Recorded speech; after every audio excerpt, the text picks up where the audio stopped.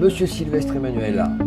Bonjour, nouvelle vidéo sur les évaluations des enseignements dans une université dans le mode confiné, donc à distance.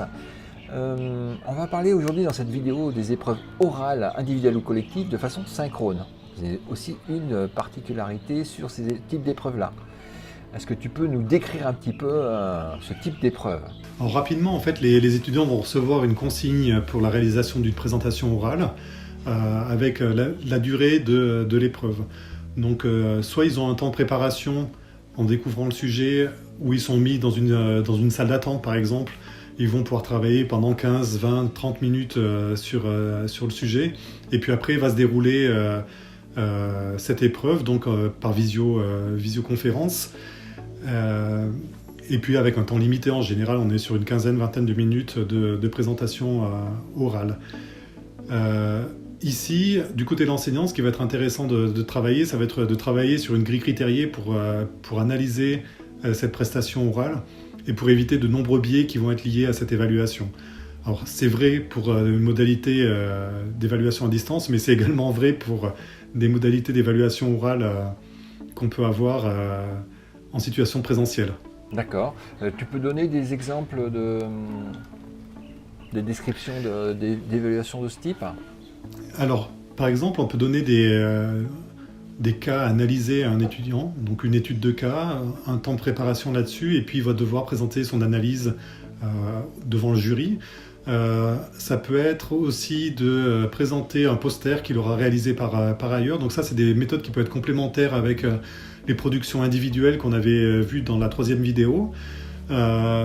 Une production individuelle que l'étudiant aura réalisée, et puis là, il va la présenter. Donc ça permet à la fois d'avoir une note pour la production individuelle et d'avoir une note aussi pour cette présentation du poster ou de communication affichée.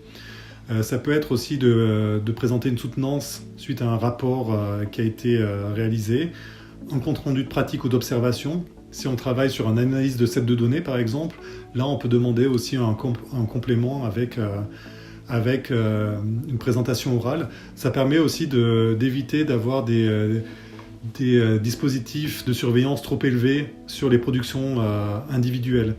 Là, on a une modalité synchrone en oral qui permet de vérifier que c'est bien l'étudiant qui a réalisé la prestation qu'on lui avait demandé.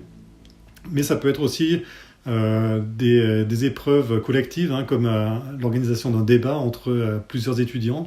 Alors ça, c'est un peu plus sport à organiser, mais si on est dans des situations, par exemple en droit, où on veut organiser des argumentations avec une partie pour, une partie contre, on peut imaginer ce type de support et en timant bien le temps à disposition pour chaque groupe d'étudiants, c'est des choses qui peuvent être réalisées, ou aussi imaginer un jeu de rôle qui serait à réaliser par l'étudiant.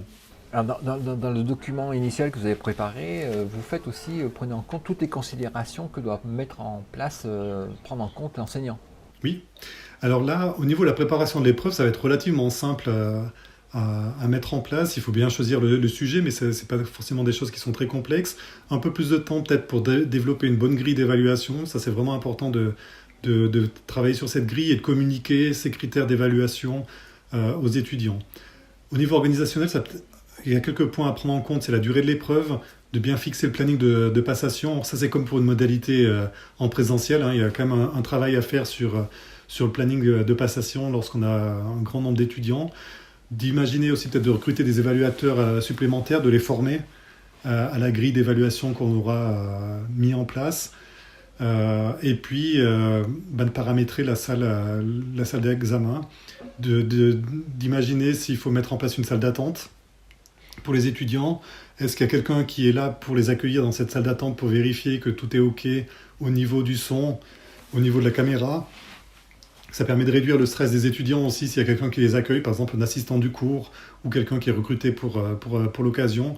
Vérifier que la connexion marche bien. Si on demande à l'étudiant aussi de s'appuyer sur une présentation multimédia, de tester que le partage de son écran fonctionne bien. Donc voilà, de pouvoir faire toutes ces phases de test dans le déroulement et dans un espace d'attente juste avant de passer l'épreuve. Et puis après, on a la phase de correction qui va être là, l'utilisation de la grille critériée pour pouvoir faire cette correction.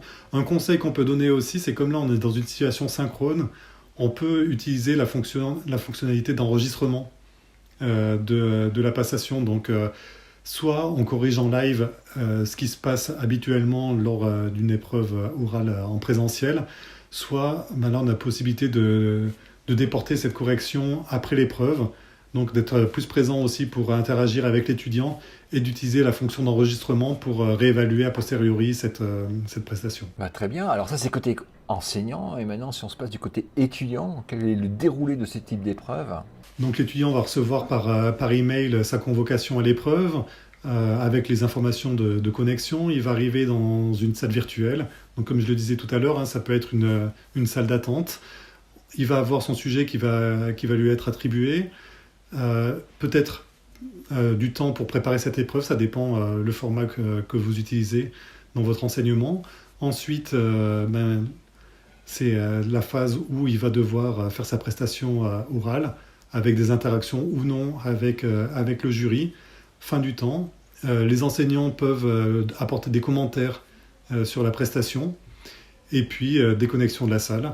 Et après, c'est à l'enseignant de finaliser l'évaluation de l'étudiant en remplissant sa grille critériée. C'est vraiment un conseil d'utiliser une grille critériée par étudiant, donc même d'avoir une grille nominative lorsqu'on fait cette évaluation pour pouvoir, après, s'il y a des discussions, de pouvoir revenir dessus. Mais ça, c'est un conseil que je donne également pour les évaluations orales en présentiel. C'est des choses qu'il faut vraiment penser à réaliser. Merci Emmanuel, je pense qu'on a été exhaustif sur ce type d'évaluation, ainsi que sur tous les autres types d'évaluation. Vous retrouverez la liste de différentes vidéos sous cette vidéo. D'ailleurs, sur toutes les vidéos, vous avez le lien entre toutes les vidéos pour voir un peu les différents types d'évaluation qu'on peut mettre en place à distance pour les enseignements. Très beau travail que vous avez fait dans l'équipe. Et puis merci pour cette participation, Monsieur Sylvestre. Merci beaucoup, Christophe. Et à une prochaine. Et oui, volontiers.